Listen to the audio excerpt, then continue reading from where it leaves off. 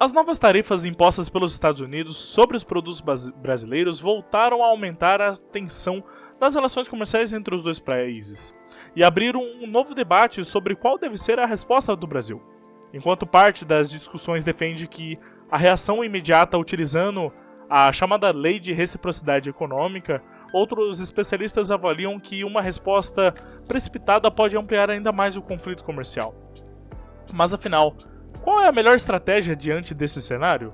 O Brasil deve responder com novas tarifas ou tentar manter o caminho da negociação? E quais podem ser os impactos para as empresas brasileiras que exportam para o mercado americano? É exatamente isso que você vai entender agora. Seja muito bem-vindo, você está no BR Econonews, onde as principais notícias da economia são explicadas de forma simples e objetiva.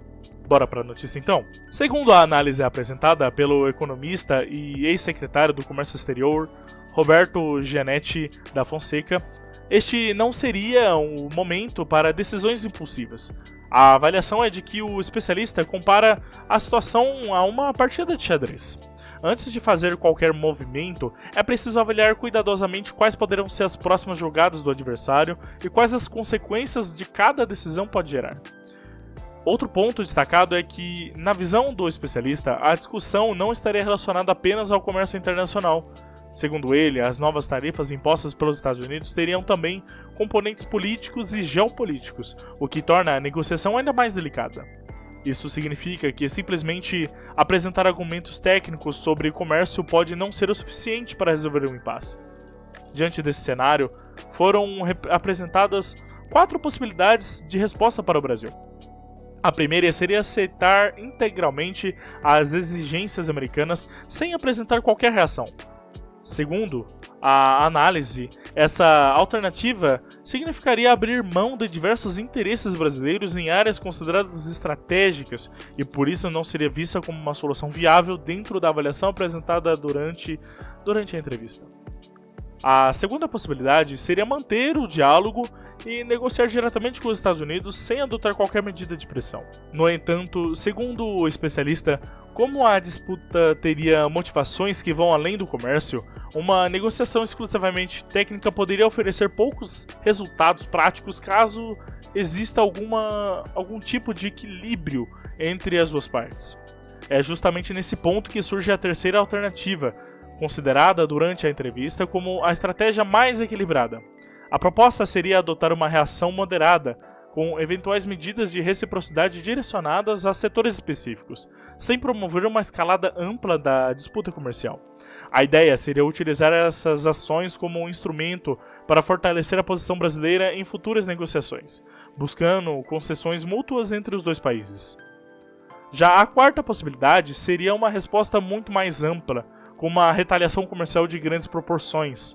Apesar de parecer uma reação mais firme, a avaliação apresentada é de que esse cenário poderia gerar prejuízos para ambos os lados, já que uma guerra comercial normalmente reduz negócios, aumenta os custos e afeta as empresas que dependem do comércio internacional.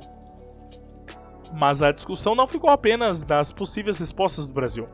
Outro tema importante foi a forma de como essas negociações poderiam ser conduzidas. Segundo Roberto Gianetti, o país poderia criar uma força-tarefa composta por representantes do governo e também por integrantes do setor privado com ampla experiência no comércio exterior.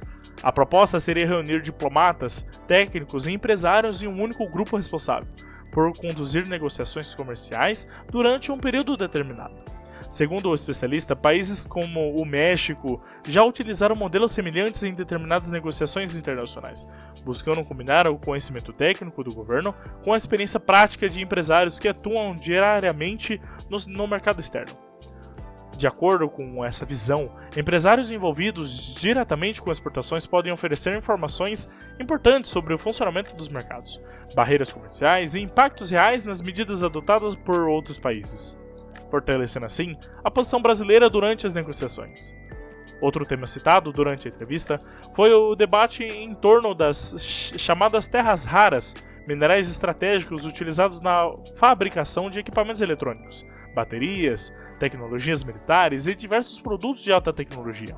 Embora esse assunto tenha sido mencionado durante a conversa como um possível elemento dentro das negociações, a entrevista não apresentou qualquer definição sobre a sua utilização, permanecendo apenas como uma hipótese dentro das discussões sobre futuras estratégias comerciais. Enquanto isso, o cenário permanece indefinido. O governo brasileiro ainda avalia quais medidas poderão ser adotadas diante das novas tarefas americanas e acompanha os desdobramentos das negociações. Ao mesmo tempo, empresas exportadoras seguem observando com atenção as próximas decisões, já que mudanças nas tarifas podem afetar os custos, competitividade e acesso aos mercados nos Estados Unidos. Em resumo, o debate atual gira em torno de qual estratégia poderá oferecer melhores condições para defender os interesses brasileiros sem ampliar ainda mais as tensões comerciais.